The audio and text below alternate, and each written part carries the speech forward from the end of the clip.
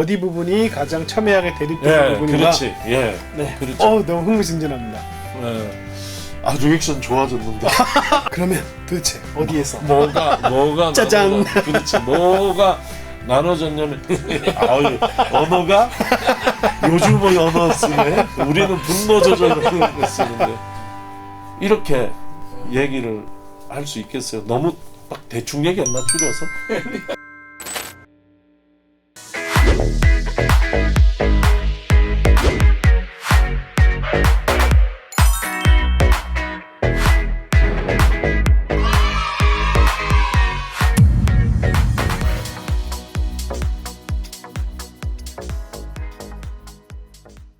네, 안녕하세요. 우리 안녕하세요. 동네 성서학당 오늘 우준성 목사님 모시고 이제 신약에 대해서 또 공부하겠습니다. 제가 지난주에 신약 얘기해가지고 계속 신약만 하게 되나요? 죄송하네요. 나도 가끔 구약 갈까요? 네, 오십시오. 네, 오늘은 지난주에 했던 우리 지난번에 되게 재밌었는데 도무스 네. 교회와 네. 인슐라 교회의 성만찬 네, 그걸 네. 얘기하시는 거죠. 폼페이 막 그 관광하는 것처럼 해주셔서 너무 좋았는데 오늘은 또 무슨 재밌는 오늘 그러니까 이제 내 계획이 초대교회 종교 현상으로서의 세례, 성찬 이런 거 이제 다루면서 점점 개념적으로 결국 아가페로 나가야 되는데 네. 이 아가페로 나가는 길이 이렇게 순탄하지가 않네. 그래서 아직 아가페까지 못 갔고, 아가페가 이제 성찬을 통해서 드러난 거니까 그런 형식들을 통해 가지고 그래서 세례하고 성찬을 했는데 성찬 한 번 더 해야 될 게 생각이 났어요. 성만찬. 네. 그냥 아가페 그냥 사랑하면 되는데 참 어렵네요. 그죠? 사랑하기 싫은 사람들이 이렇게 그래도 약간 그렇게 가야 이게 또 보는 사람이 있지 않을까. 네. 도움이 안 돼. 네, 오늘 또한 그러면 성만찬 이야기와 그 큰 아가페라고 하는 주제 안에서 큰 우산 아래서 성만찬에 대해서 다시 한번 더 깊이 있게 다뤄보도록 하겠습니다. 네, 오늘은 그러면 무슨 성만찬의 어떤 부분을 그러니까 이 성찬 네 번째 시간인데 오늘이 이게 또 지난번에는 도무스 교회의 성만찬, 인슐라 교회의 성만찬 이렇게 이제 나눠봤단 말이에요. 근데 오늘은 내가 이거 다루고 넘어가야 되겠다는 것이 소위 정통가 이단의 당시에 왜 소위라는 말을 붙이냐면 정통이라는 게 결정된 것이 첫 번째 공의회인 니케아 회의가 지나야 이제 그렇죠. 거기에 따라서 네. 그러니까 4세기란 말이죠. 정통 이단이 나타난 것은. 근데 이제 말하자면 그러니까 정통 후대에 의해서 이단적 사상으로 규정된. 그러니까 사실은 우리가 초대교회로 돌아가자 이런 얘기 많이 하잖아요. 근데 초대교회는 사실은 정답이 없는 시기잖아요. 정답을 찾아 나가는 시기기도 했고, 그래서 오만 이야기들이 다 있었던 그런 시기였는데. 네, 그래서 그것도 그러니까 아주 흥미롭네요. 네, 그런 의미에서 이제 소위 정통과 이단의 흐름이 부딪히게 된 말하자면 이제 배틀필드 같은. 지난번에 얘기하셨던 그 디오니소스 종교 뭐 이런 거랑 약간 미스틱한 부분하고 연결되는. 그것도 좀 관련이 될 수도 있어요. 그래요? 그것도 더 한번 얘기를 할 거예요. 근데 기대됩니다. 그게 부딪힌 게 이 식탁에서 부딪혔다는 거예요. 성찬의 식탁. 여기에서 그런 싸움이 일어났다 하는 얘기를 하고 싶은 거예요. 그래서 좋네요. 말하자면 뭐 굳이 내가 둘로 나눈다면 정통 이런 얘기 쓰기 그렇다. 제가 한국에서 신대원 다닐 때 전공이 교회사였어요? 네, 영지주의 쪽 영지주의 공부했거든요. 영지주의. 근데 영지주의 쪽에서는 성만찬이라고 하는 주제를 크게 다루지 않았던 걸로 제가 기억하고 있거든요. 제 기억이 잘못될 수도 있는데. 오늘 영지주의 성만찬에 대해서 얘기를. 그래요. 바로 그거였군요. 그러니까 두 개가 정통 흐름, 이단 흐름 이렇게밖에 얘기할 수 없는 게 그런데 그게 부딪히는 토포스, 공간으로서의 성찬 이런 얘기 한번 해볼까 해요. 네, 어디 부분이 가장 첨예하게 대립되는 부분인가? 그렇지. 네, 그렇죠. 너무 흥미진진합니다. 리액션 좋아졌는데. 아니요, 제가 관심 있는 주제이기 때문에 그렇습니다. 근데 저는 영지주의 제가 공부할 때 그렇게까지 성만찬이라고 하는 의미에 대해서 깊이 공부한 적이 기억이 별로 없거든요. 예. 나간마디 문사에서도 이렇게 먹고 마시는 문제를 아주 중요하게 신학적으로 다룬. 맞아요. 왜냐하면 이게 육체적인 먹는 건 사실 육체적인 거 관련된 거기 때문에 어떤 영적인 음식 뭐 이런 식으로 이렇게 설명하고 하는 걸로 제가 기억을 하고 있는데. 맞아. 기억 잘하고 계시네요. 아 그래요? 예. 조금 차근차근히 나가 볼게요. 네, 가는데 그러니까 이런 거죠. 이제 교회가 나중에 되면 좀 갈등을 빚잖아요. 갈등을 빚으니까 공회를 소집하고 나니까 정통이라는 게 쓰고 교권이 세워진 거 아니에요. 그렇죠. 근데 아무 갈등이 없었다면 공회도 안 모였겠지. 그렇죠. 회의가 필요 없죠. 회의가 필요 없지. 그리고 뭐 교권이라든지 뭐 교권이라는 거는 말하자면 소위 정통을 수호하기 위한 움직임이라고 볼 수 있는 거잖아요. 그러니까 그 얘기는 뭐냐면 초대교회에 아주 이른 시기부터 어떤 갈등이 일어났다는 거야. 모종의 갈등이. 그러니까 그 갈등이 무엇이었는가, 그리고 그 갈등이 일어난 장이 무엇인가, 이렇게 의문을 가져볼 수 있잖아요. 근데 우리가 이제 갖게 되는 오해는 신학적인 갈등이 있었을 거다, 이렇게 생각을 할 수가 있어요. 예수는 누구인가 뭐 이런 아니면 뭐 아리안 아타나시우스와 그렇죠. 잘 알려진 논쟁처럼 예수가 완전한 완전한 인간이었다면 뭐 인간에서 시작해서 신으로 갔냐, 신에서 시작해서 인간으로 갔냐, 뭐 여러 이오타 논쟁도 있죠. 뭐 그런 예수님과 하나님이 같은 거냐 아니면은 비슷한 거냐, 뭐 이런 그렇지. 논쟁들. 그런 논쟁이 있을 수가 있는데 사실 그거는 이제 내가 볼 때는 교권의 출현과 함께 황제 기독교의 출현과 함께 말하자면 좀 배부른 다음에 나온 얘기고, 실질적인 그 교회의 갈등은 성만찬의 갈등이라고도 볼 수 있어요. 그러니까 성만찬의 갈등이다. 근데 성만찬의 갈등이라고 하면 오해하기 쉬운 게 빵을 먼저 먹어야 되나 포도주를 먼저 먹어야 되나 이런 거로 생각하기 쉽잖아요. 근데 그거는 제가 지난번 얘기했나 언제 얘기했듯이 여러 가지 성찬의 형식이 있어서 형식 가지고 싸운 건 아니에요. 그러니까 다양한, 그때 제 얘기한 핵심이 성찬식 따로 있고 애찬식 따로 있는 게 아니라, 즉 고린도전서 11장에 나오는 건 정통 성찬식이고 사도행전에서 떡을 떼는 거를 즐겨 했다는 것은 애찬식이다, 이런 차이가 없었다는 거예요. 전부 애찬이에요. 전부 다. 그래서 전부 다 무슨 형식을 가지고 먹었든지 간에, 또 지난주에 했든지 도무스 성찬을 했든지 인슐라 성찬을 했든지 그 형식 가지고는 이단과 전통이 나눠진 게 아닌 거예요. 그러면 도대체 어디에서 뭐가 짜잔. 그렇지, 뭐가 나눠졌냐면 사실 싸움이 일어나게 된 것은 예수는 누구인가 막 이런 데서 붙은 게 아니에요. 성만찬의 형식도 아니고 기독론적 논쟁으로 시작된 것도 아니야. 니케아는 기독론 논쟁을 다루잖아요. 예수는 누구인가, 이게 핵심이잖아요. 니케아 첫 번째 공의 핵심인데. 네, 뭐 4, 5세기 얘기니까. 네, 그건 나중 얘기고, 이 초대 교회는 오히려 내가 볼 때는 세계관의 문제가 부딪힌 것 같아요. 세계관. 네, 그리고 그게 세계관의 문제도 신학이거든. 그게 세상을 어떻게 생각하고 이 세상 안에 살고 있는 인간을 어떻게 생각할지, 핵심은 딱 이 두 개죠. 이 두 개가 성찬에 반영이 되는 거예요. 그게 성찬의 기능, 빵과 포도주의 역할, 이런데 다른 해석이 되는 거야. 이거 가지고 부딪혔다고 봐야 되지 않냐 하는 거죠. 왜냐하면 그럴 수밖에 없는 게, 신학이 충분히 발전하기 전에 유일한 예배의 장소가 먹고 마시는 장소라니까. 그러니까 이 먹고 마시는 게, 이걸 통해 왜 먹고 마시는지, 이게 먹고 마시는 효과가 무엇인지, 이런 데 대한 논란이, 그러니까 세계관과 인간관에 대한 다른 게 압축되어 드러나는 자리가 먹고 마시는 자리, 예배의 자리였다.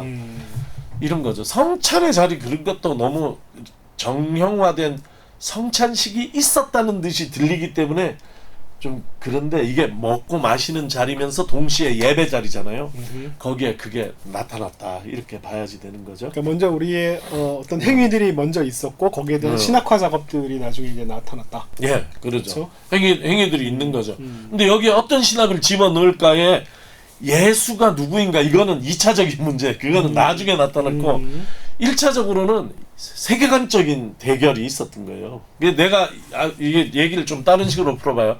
초대교회에 나타난 이단 세계를 얘기할 텐데 이 사람들의 공통점, 기독교 신학과 다른 공통점이 무엇인지, 하나는 말시오니즘이죠.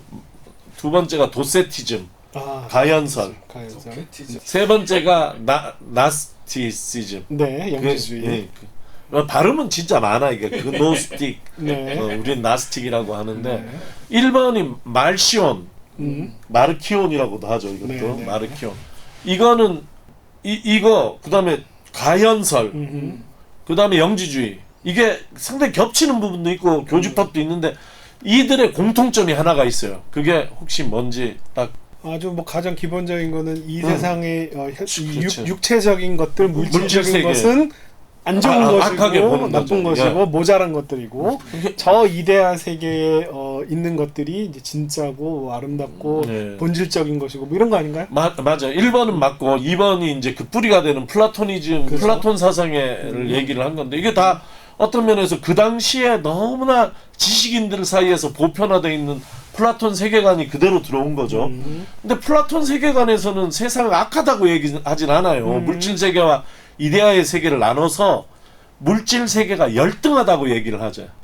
그림자일 뿐. 열등해.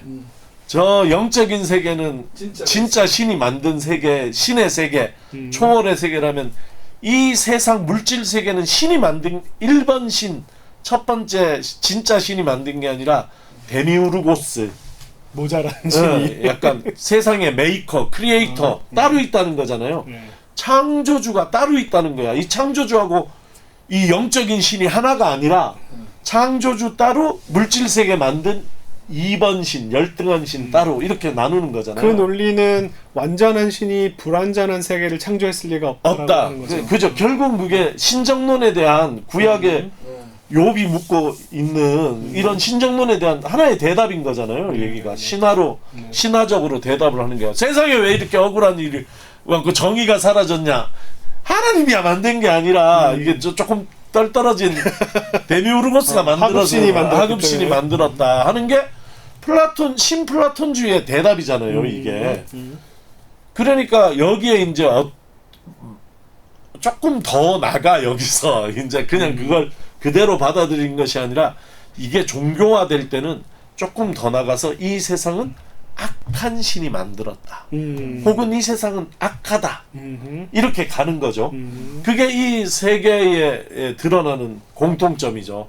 말시온이 주장한 게 그거잖아요. 그래서 구약의 하나님은 하나님이 아니에요. 모질이 하나님이고 그래서 구약을 없애야 되고. 그렇지. 시기하는 하나님, 화내는 하나님 이런 뭐 마음이 변하고 생각이 변하고 분노 조절 장애, 감정 조절이 안 되는 네. 신이 어떻게 이 신약의 사랑의 신하고 같은 신일 수가 있냐. 가스라이팅 하시는 하나님이죠. 그러니까 이 언어가 요즘의 언어 쓰네. 우리는 분노 조절을 쓰는데. 그러니까 그렇게 해서부터 신을 가르는 거잖아요.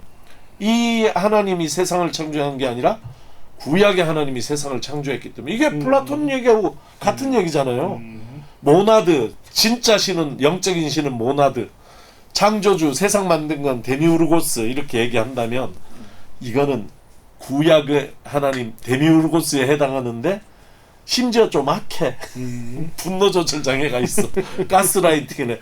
그런 사람이 그런 신이 만들어지니까 세상이 모양이다 하는 게 말시온은 주장의 핵심이잖아요. 그래서 말시온 성경도 보면 요한복음 같은 것만 중시하지 마태복음 싫어요. 말시온이 바울 좋아하고 그런 식으로 하는 거. 가연설이라는 것도 뭐예요? 예수가 진짜 이 세상에 나타났을 리가 없다는 거잖아요. 이 세상에 나타난 듯 보인다. 도케오라는 동사가 it seems to be 이런 뜻이거든요. 그런 것 같다. 그런 나타난 듯 보인다. 이런 거에서 도케오라는 동사에서 온 주의니까 가연설이라는 건 예수는 진짜 나타난 적이 없고 십자가에도 진짜 매달린 적이 없고 도케티즘이 그거였군요. 저 도케티즘 사람 이름인 줄 알았어요. 껍데기 잠깐 껍데기만 이 물질 세계에 진짜로 온 건 아니고 누군가의 몸을 입고 왔거나 이렇다는 주장이고, 그것도 이 세상에 대한 부정이 들어있는 거예요. 영지주의라는 것도 마찬가지거든요. 마찬가지죠. 예, 영지주의는 아주 간략히 얘기를 하면 신의 애원, 그러니까 신들의 세계가 여러 세대가 있는데 애원이라고 표현하거든요. 그 중에 제일 막내가 이 세상을 만들었다는 거예요. 만들었더니 신들의 세계, 신이 만든 세상이 붙어 있어야 되는데 막내가 만들다 보니까 저 어둠의 세계로 떨어진 거야. 이걸 만든 신이, 이게 신화 중에 하나인데 소피아라는 신이 깜짝 놀래가지고 장막을 치고 그게 하늘이고 이 물질 세계가 만들어졌다. 그러니까 핵심은 물질 세계 누가 만들었냐? 열등한 신이 만들었다는 것이에요. 거기에 인간이 어쩌다가 와 있다. 이런 거죠. 어쩌다 와 있다. 이런 건 거슬러 올라가면 그리스 신화로까지 거슬러 올라가는 인간이 뭐 타이탄족에서 허벅지에서 나왔다든지 뭐 이런 다 마찬가지예요. 그런 이 물질 세상에 대한 부정이 그 속에 깔려 있다. 일단 이 얘기를 더 하지 말고 요 정도. 그러면 하나의 세계관은 이 세상을 부정하고 나쁘고 열등한 걸로 보는 세계관이 있다. 이것을 성만찬으로 옮겨놓으면 눈에 보이는 빵과 눈에 보이는 포도주를 먹고 마시는 게 이게 제대로 된 성만찬일 리가 없다. 이렇게 나가는 건가요? 아니 그렇진 않은데. 그래요? 예, 역할에 대한 얘기인데 일단 이걸 우리가 몰아서 이단이라고 얘기를 한단 말이에요. 네. 그러니까 말시온 이단이고 도키티즘도 이단이고 영지주의도 이단이란 말이에요. 그러면 요건 이단이야. 왜 이단이냐? 딱 하나요. 뭐하고 이쪽 정통이라는 데하고 뭐가 부딪히냐면 창조 세계에 대한 관점이 부딪히는 거죠. 그러니까 기독교가 언뜻 보면 굉장히 영지주의도 닮았고 언뜻 보면 굉장히 플라톤적인 요소도 많이 신약에 그렇죠. 들어와 있거든요. 네. 그럼에도 불구하고 구약하고 연결이 되는 굉장히 굵은 철심이 들어있어. 구약과 신약을 꿰뚫는 어마어마하게 두꺼운 게 들어있는데 그게 뭐냐면 창조신앙이에요. 창조신앙. 그렇죠. 하나님이 세상 하늘과 땅을 창조하셨다는 게 창세기 1장 1절이에요. 그 하나님은 모질이 하나님이 아니다. 그렇지. 라고 하는. 그 하나님이 그 하나님이 진짜 하나님이라는 거야. 이게 그러니까 만약에 그 이 반대파 쪽에서 우위를 잡았다면은 저는 이제 할 일이 없어요. 저는 이단으로 몰리는. 내가 볼 때 콥틱을 연구하는 게 나을 콥틱을 전문으로 해서 그렇죠. 영지주의 하시는 게 나을 것 같지. 예. 아니 그러니까 이거는 신약까지 쭉 꿰뚫어 들어오고 있는 굉장히 강력한 사상은 창조 신앙 이걸로 신구약이 연결돼 있다. 신약과 구약 사이를 보면 수많은 비연속성이 있어요. 신에 대한 생각, 인간에 다른 그렇죠. 게 많아. 네네네. 그런데 그럼에도 불구하고 꿰뚫는 연속성의 중심에는 창조신앙이 있는 거잖아요. 그러면 좋아. 정통은 창조신앙이 있어. 이쪽 비정통들은 세상에 대한 좀 굉장히 부정적인 생각이 있어. 다 하나님을 믿어. 그렇죠. 그 하나님 이제 어떤 하나님이냐는 다른 건데 그런 게 좀 교회가 자유로웠단 말이죠.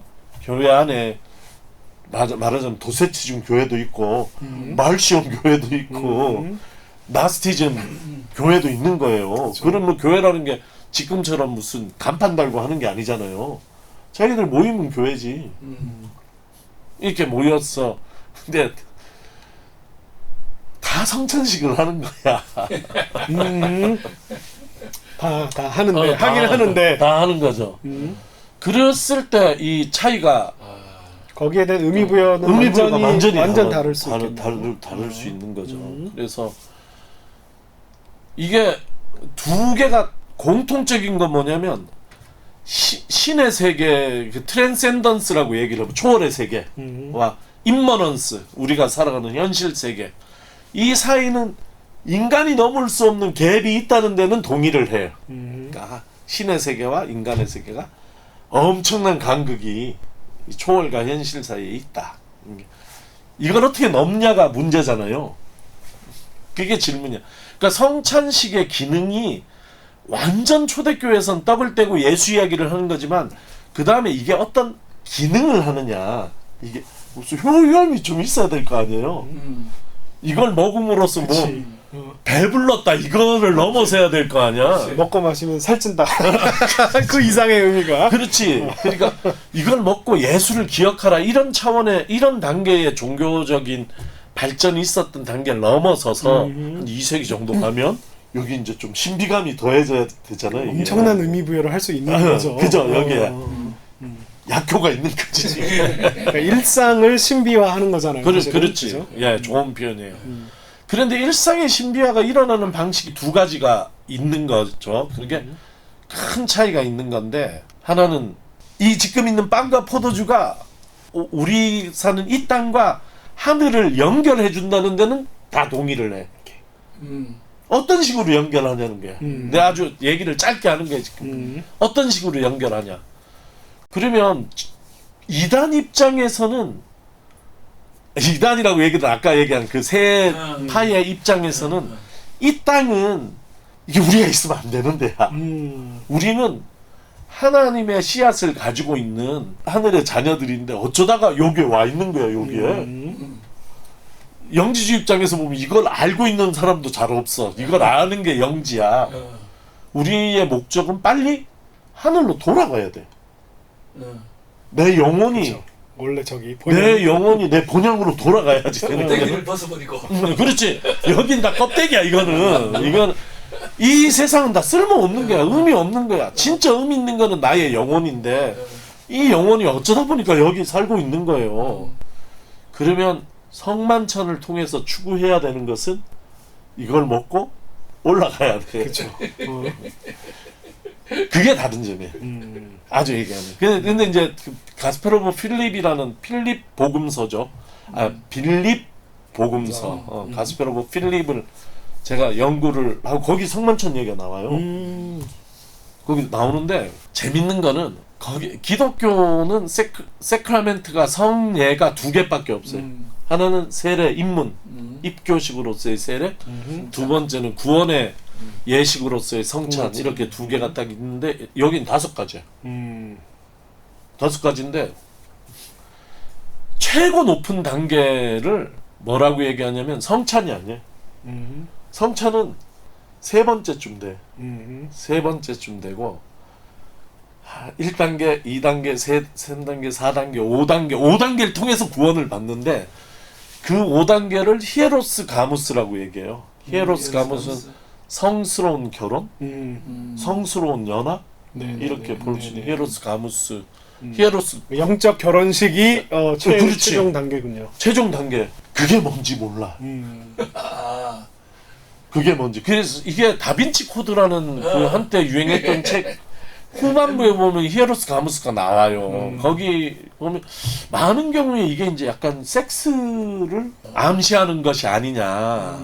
이건 추정할 수밖에 없는 거예요. 일종의 미리이기 때문에 비의 종교기 때문에 뭘 했는지 모르는데 영적 섹스를 그렇죠. 그렇지. 영적인 섹스만 했을 수도 있고 실제 섹스에 영적인 의미를 부여했을 수도 있고 근데 알 수가 없어요. 이걸 안다고 하면 아직 안다고 할 수가 없어요.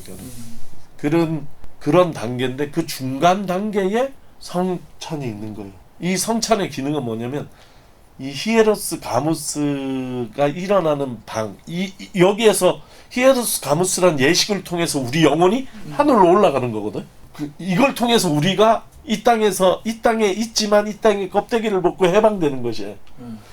그러려면 이 방에 들어가야 돼 우리가. 입장권이고. 그러기 위해서 우리가 그냥 입장은 안 되고 예수의 옷을 입고 입장해야 돼. 그래서 예수의 옷을 입는 방식이 예수의 살과 피를 먹어서 내가 예수인 것처럼 거기에 들어가는 거야. 껍데기를 바꾸기로. 다 단계들이 다. 그러니까 중간 단계야. 중간 단계. 이것도 큰 차이예요. 아까 창조신앙의 큰 차이라고 얘기를 했으면 이게 무슨 차이냐면 예수를 어떻게 생각하느냐에 대한 차이가 굉장히 큰 게 있어요. 이게 이제 정통 신학을 얘기를 하면 정통에서는 예수가 곧 하나님이야. 그렇지. 그가 저기서 밑으로 밑으로 내려왔어. 그래서 여기 계신 거야 지금. 우리가 이걸 먹음으로써 임머넌스, 이 현실 세상 속에 들어오신 하나님을 만나는 거야. 신학이. 우리가 올라가는 게 아니야. 왜? 이 세상은 하나님 만드신 세상이야. 포기할 수 없는 세상이야. 이게 악하고 부조리하고 부정의하지만 하나님이 만드신 창조 세계이고 우리는 그 안에서 사명을 받고 왔기 때문에 이걸 놓고 갈 수가 없어. 그래서 하나님이 예수 그리스도를 통해서 직접 내려오신 거예요. 예수는 엄청난 존재야. 요 영지주의에서는 예수는 그냥 애온 중에 하나야. 그래서 그 우리가 잊고 절로 가서 저기서 무슨 일이 일어나는 건데 이 기독교 정통 신앙에서는 오직 예수만이야. 애온이 하나야. 하나님에서부터 나온 분은 예수 한 분이야. 요한복음 1장에 서론이 그 얘기를 하고 있는 거는 하나님부터 예수가 나온 거예요 여기에. 그래서 그가 여기 지금 계신 거야 이 상에. 그래서 우리가 이걸 먹고 마시므로 그분을 만나는 거거든. 그러니까 우리가 이 땅에서 초월을 경험하는 게 성찬의 의미인 거죠. 정통에서는. 근데 이단에서는 여길 빨리 떠나야 돼. 그래서 빨리 올라가는 신학으로 바뀐 거다. 그 두 개가 이제 신학적으로 제일 큰 차이다. 이렇게 얘기를 할 수 있겠어요. 너무 막 대충 얘기했나 줄여서? 성만찬을 먹어서 효험이 예. 옷을 입는 거라고? 예, 저기 영지주의에서는 옷을 입어서 저기 이 세상을 떠날 그러니까 로켓은 저기 있어. 히에로스 가무스에. 근데 거기 가기 위한 우주복 같은 걸 입어야지. 우리 그냥 들어갈 수는 없어. 그 정도 역할을 하는 게 성찬이다. 성찬의 궁극적인 목적은 히에로스 가무스와 함께 이 다섯 성례를 통해서 이 세상을 떠나는 거예요. 영적으로 떠나는 거예요. 영이. 그게 목적이에요. 정통신학에서는 하나님이 땅에 내려오셨어. 성찬을 통해서 우리가 그것을 만나는 것이. 그걸 체험하는 것이. 이렇게 이제 달라진 거죠. 이 두 개가 싸우다가 교권이라는 게 이제 형성하고 그렇게 됐다는 얘기예요. 그러니까 사실은 지금 21세기의 소위 말하는 이단이라든지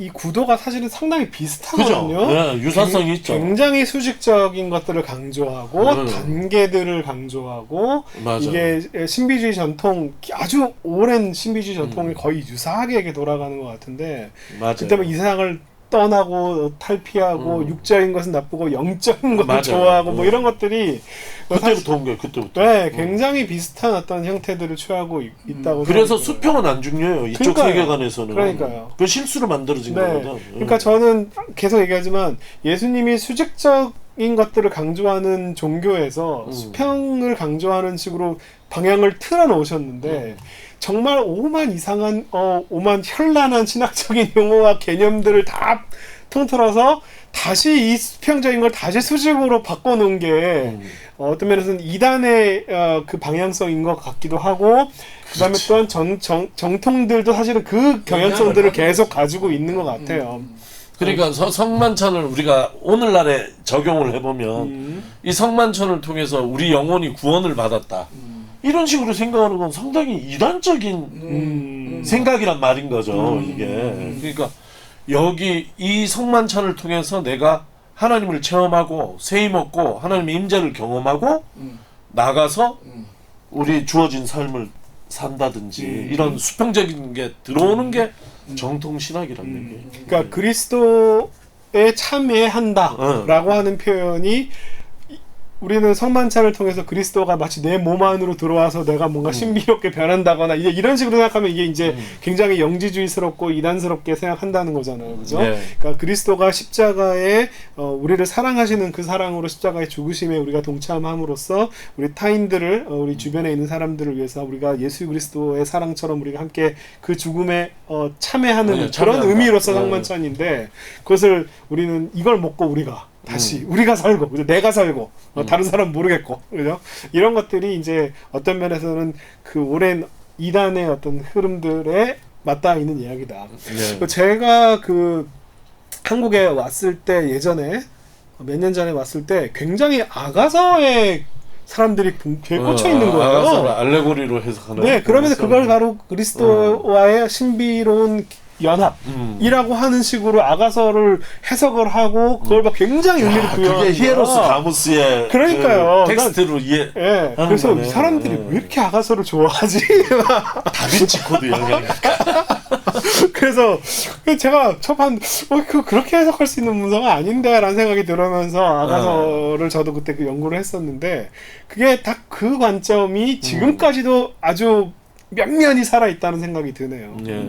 그러니까 신비주의 하나님과 연합을 추구하는 걸 이제 신비주의라고 얘기를 하잖아요. 그건 잘못된 것이 신비주의 자체 잘못됐다 할 수 없죠. 근데 신비주의의 방향, 신비주의가 일어나는 그 방향이죠. 그래서 우리가 어떻게 되는데 하는 데 대한 대답에 의해서 이단이 될 수도 있고 아닐 수도 있고 그런 좀 위험성이 있다 이렇게 얘기는 할 수 있겠네요.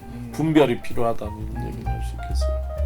우리가 일상을 신학화하고 신비화하는 작업들은 사실은 반드시 필요한 것이긴 하지만 우리가 이 방향성을 제대로 잡고 해석을 하고 의미를 부여하는 것이 이게 핵심인 것 같아요. 예. 이 싸움인 것 같아요. 예. 수직적인 것을 강조하느냐 아니면 수평적인 것을 강조하느냐. 제가 계속 수평적인 것을 얘기하는 이유가 우리가 지나치게 한쪽으로만 너무 오래 동안 해석들을 해왔고 그렇기 때문에 약간 이 흐름들을 나는 예수님이 강조하는 수평적인 것으로 좀 흐름을 다시 바꾸고 싶다라고 하는 것이 저의 주장이기도 하고 또 우 목사님께서 말씀하신 아가페의 이야기이기도 하고 뿌리를 하는데. 타고 올라오면 그게 창조 신앙이에요. 창조 신앙이 있는 게 그래서 수평을 강조하는 것에 그래서 구약과 신학이 이런 식으로 만나네요, 그죠? 좋습니다. 네, 그러면 오늘은 여기까지 하겠습니다.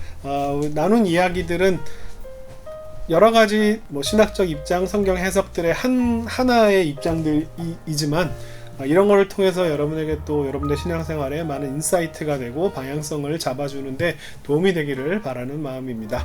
네, 구독과 좋아요 부탁드리고 여기서 마치도록 하겠습니다. 감사합니다. 안녕하세요.